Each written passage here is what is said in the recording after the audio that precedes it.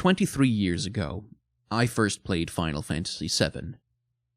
The demo. A friend of mine brought over his PlayStation and showed me this crazy, weird new game that was set in this high-concept dystopian sci-fi world, but also it had swords and magic? What? To a 9-year-old whose primary experience with gaming thus far had been Mario and Sonic games, the mature tone and disparate aesthetic influences of Final Fantasy VII was a completely new world to me. I played that demo disc obsessively, and then, the moment I could get my hands on it, I borrowed my friend's PlayStation and played the hell out of the full game. I don't know exactly how many times I managed to complete it in the late 90s, but the number is certainly more than 2, perhaps less than 8. I say this primarily to establish my bona fides. I played the game in 1997 on the PlayStation 1. I played it on PC in 1999. I bought a set of original discs online around 2003 so I could play it on my PS2. I purchased it on the PS3 online store. I tried it on Android. I modded the hell out of my Steam version, and I currently have an entirely untouched copy of the game sitting on my Switch, which I'm probably never going to play, but I have it, just because. When it comes to Final Fantasy VII, I am what the kids these days call an OG fan. I have posted about this game on the internet since dial-up. I have played about every version of it that is available to play, and I have mostly quietly despaired over the retcons, prequels, sequels, and expansions that Square have put out over the years, all of them attempting to expand on or deepen Final Fantasy VII, but none of them seeming to fully understand the game that they were reacting to. God, Advent Children was such a disappointment. A remake was on the Final Fantasy VII fandom's mind more or less since the days of the PS2 and the technical accomplishments of games like 10 and 12. And in 2005, Square delivered a legendarily cruel tease, using the opening of the game as a showcase for the expanded graphical capabilities of the PS3, with absolutely no public intent of actually remaking the game for the platform.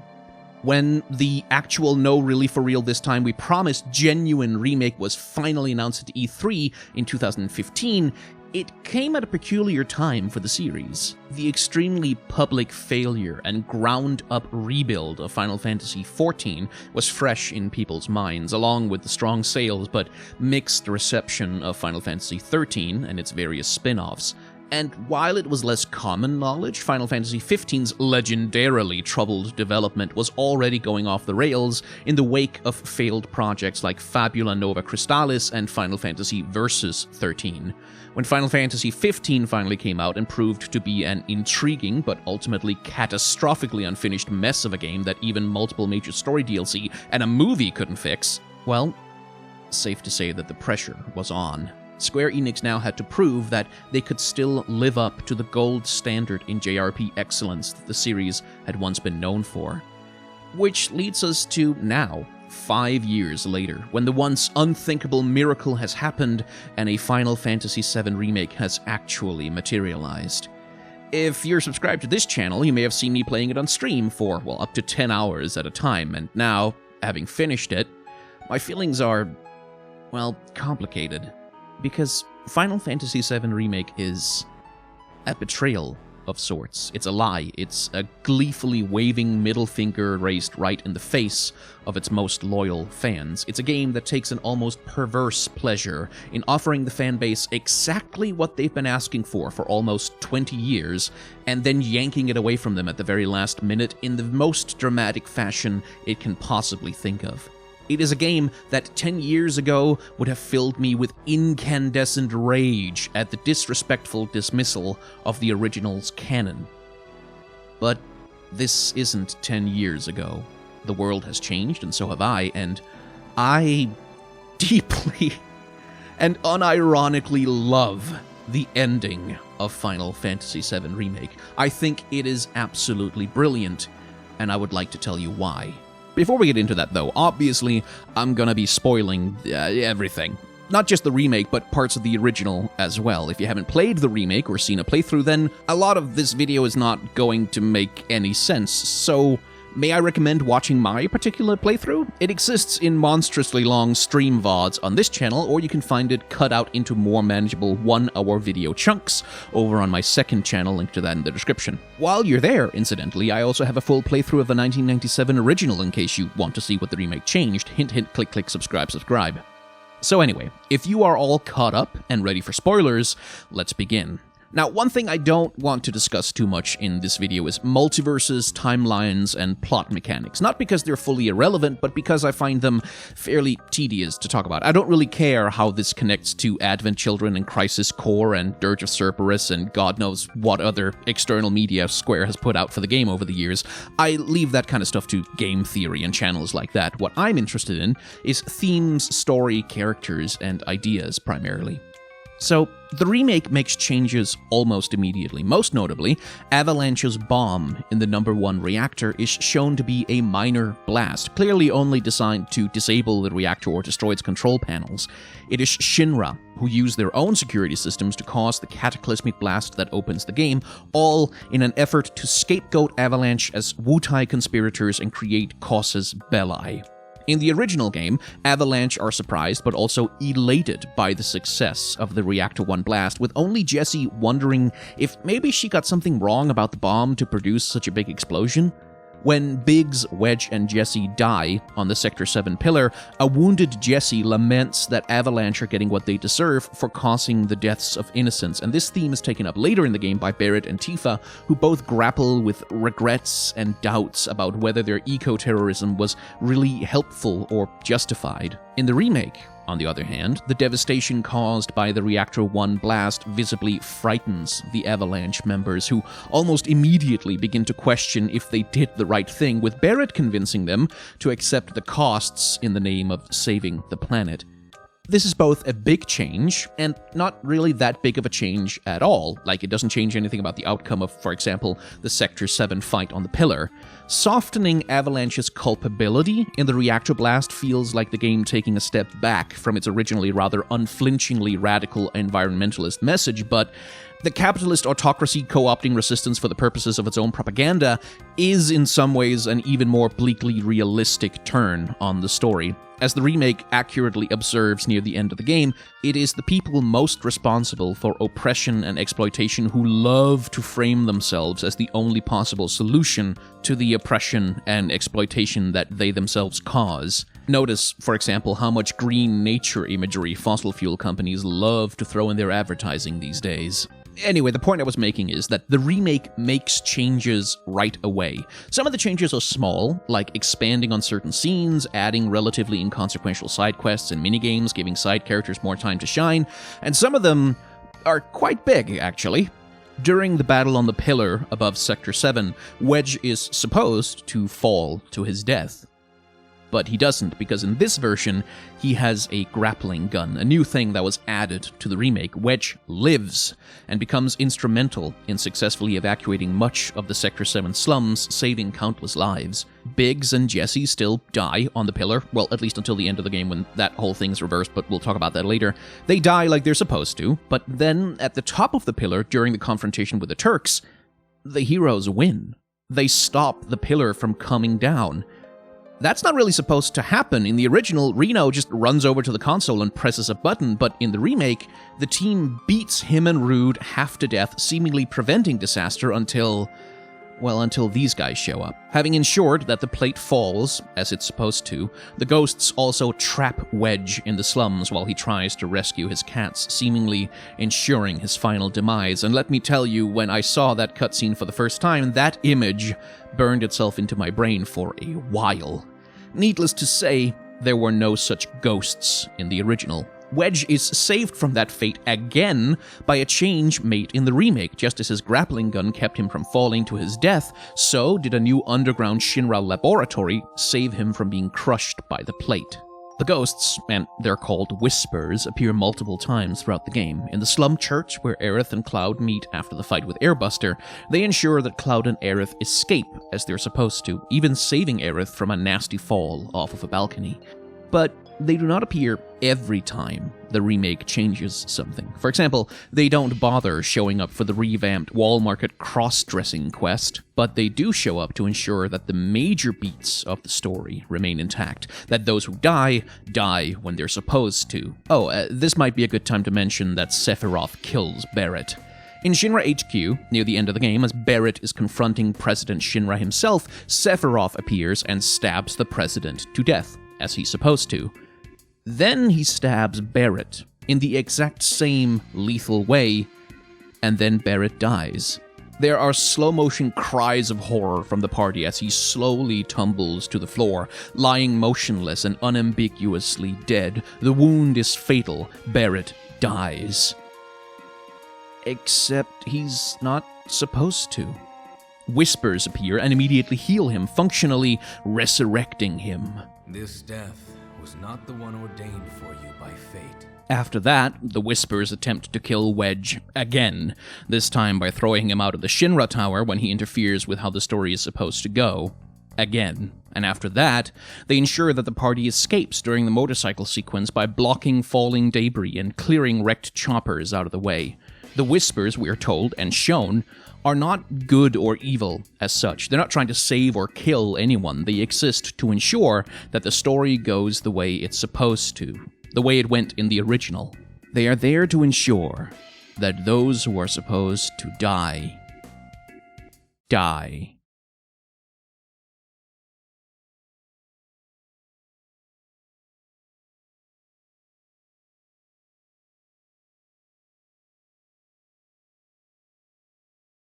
Final Fantasy VII Remake is an exquisite recreation, a near blow-for-blow perfect remake of the Midgar section of the original game. It makes changes, yes, but the vast majority of the time it is almost shockingly faithful, utterly meticulous in every detail. It is a game that ably demonstrates that if it wanted to, it could cruise on that perfect imitation and sail comfortably on the warm waters of nostalgia from start to finish. It could be a perfect remake if it wanted to, which is why the Whispers are there.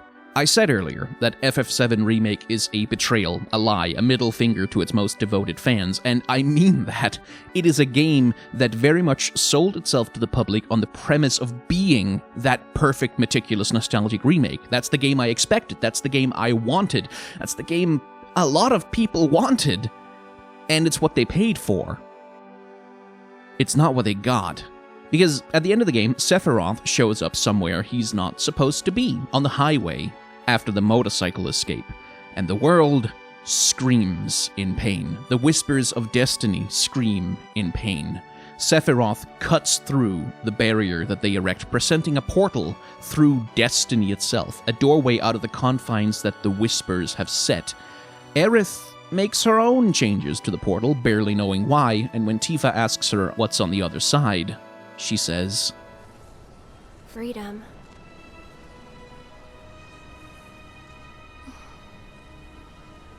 Boundless, terrifying freedom. Like a great, never-ending sky. But if we do, yeah. we'll be changing more than fate itself. If we succeed, if we win, we'll be changing ourselves. I guess maybe that's why I hesitated. The party walks through the portal and fight the embodiment of all of the Whispers, those arbiters of fate who have been killing and correcting along the way. There is a way things are supposed to go, and this is their last-ditch effort to ensure that the story stays its course. As you battle them, your struggle literally tears this version of Midgar apart, pieces of the city flying through the air as reality rends itself asunder, and the party sees flashes of the future as it was supposed to have gone. Red 13 and his children at the end of Final Fantasy VII, 300 years in the future, running to see the ruins of an abandoned Midgar. Meteor, hurtling towards the planet Cloud, confronting Sephiroth at the end of the final battle, and Aerith dying to save the planet. As the collective whisper god of destiny form dies, Sephiroth appears and absorbs them all, symbolically becoming the new force of destiny against which the characters are struggling. And in a confrontation with Cloud that closely mirrors the very end of the original game, he tells us, Careful now. That which lies ahead does not yet exist.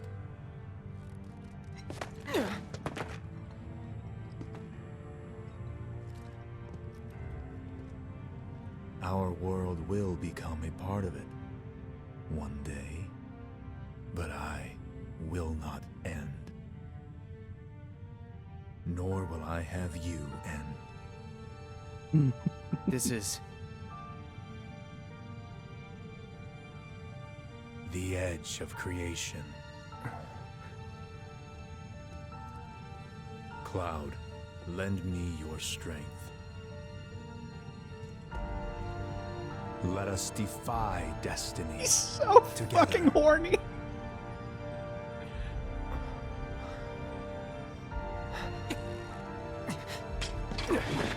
Never.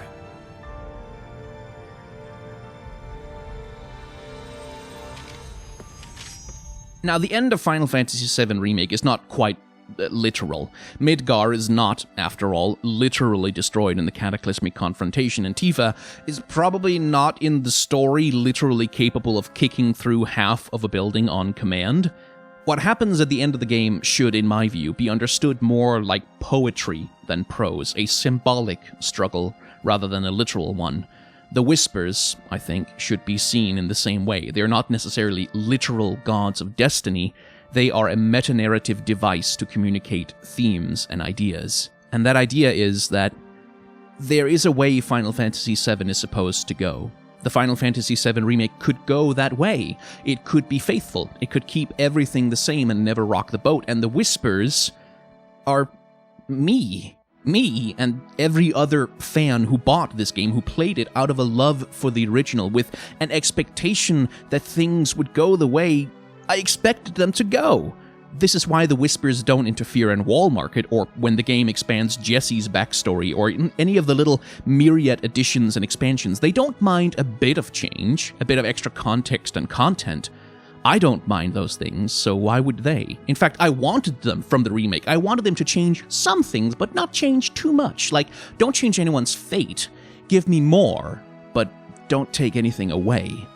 The Whispers are the weight of expectation. They are the pressure to conform, to please, to live up to the impossible platonic ideal of a Final Fantasy VII Remake that the world has been building in their collective heads for 23 years.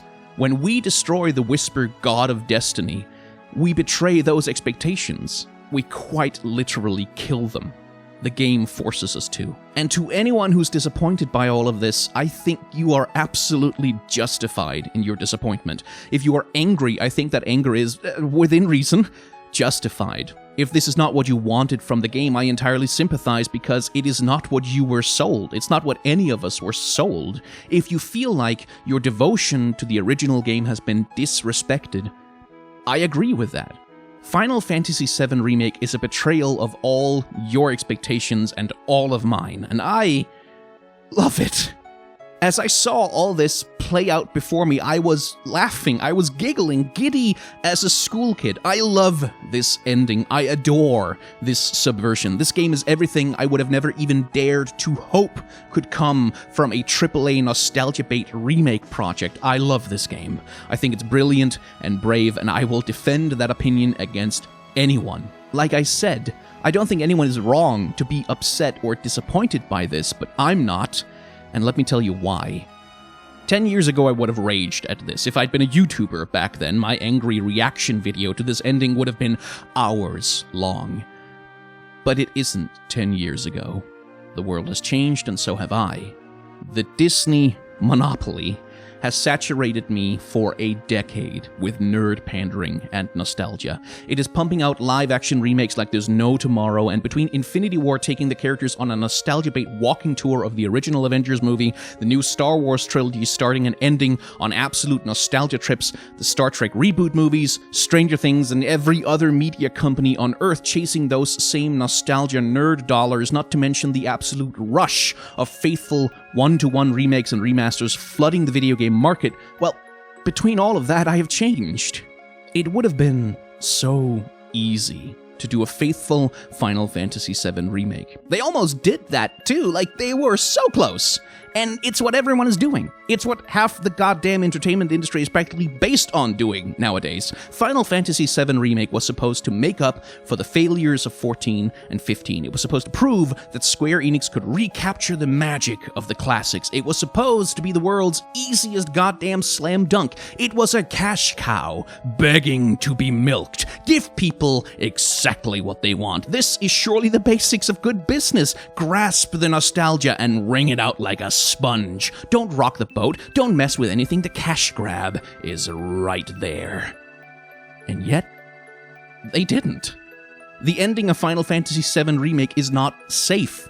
It is not the easy nostalgia bait it could have been, should have been. It is a raised middle finger to the entire world from the creative team saying, fuck your nostalgia.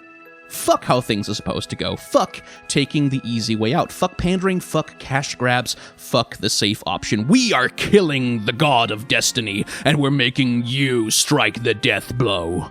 They literally force you to watch as the faithful remake you were promised is wiped out of existence by your own success in the final boss battle. A battle you have no choice but to participate in, except turn off your PS4 and walk away. I would have hated this. But the world has changed, and so have I. And it is probably sad just how thirsty I have turned out to be for anything or anyone brave enough to truly dare to insist on their own artistic vision. Good business be damned. Now, having destroyed the faithful remake we all thought we were being promised, having made this grand gesture of defiance, the team has to fucking deliver now. Final Fantasy VII Remake Part 2, or whatever it's going to be called, has to prove that whatever they have in mind for the replacement is as good or better than the remake that could have been. And for all that I adore their courage in making this choice, and I will insist that making this choice is objectively courageous, not necessarily a good idea, but courageous, none of that means that the game they make next will be any good. None of it means that their artistic vision is better than the original. None of it means that they will actually deliver. And if they fail, that failure might be brave and glorious, but it will still be a failure. It's the risk, of course, that makes an action brave. And for all of the game's bluster about changing fate and making a new reality, honestly, I expect that they'll ultimately stick pretty close to the original. I think we'll see Calm and the flashback and the Chocobo Ranch in Fort Condor, the giant cannon at Junon, Costa del Sol, the Gold Saucer, Cosmo Canyon. I think there are probably limits to how radical they even want to be. Aerith might still die. Meteor might still be summoned. Zack might still be dead, just dying in some other way. But the point is that now, we don't know that anymore. All our certainties about what this game was supposed to be are gone. The future has become, for better or worse, exciting. Now, my arguments in this video are in large part based on an emotional reaction to the work, obviously. But my dislike for nostalgia bait and endlessly remade culture is intellectual as well as sentimental. And I really do think that anything that stands against the tide of endless pandering to an imagined glorious past is probably good for culture as a whole. Sure would have done Star Wars some damn good. Like I said, none of this means that the new version will be better than the original. None of it means you're not justified in being upset and disappointed that they used nostalgia to bait you into buying an ultimately unfaithful remake. What I have presented here are the reasons I love this game, this remake. These are the reasons I love these decisions, the reasons I am excited. And whatever you may think of this remake, whether you're angry or hyped, admit it. You are, at the very least, curious to see what comes next.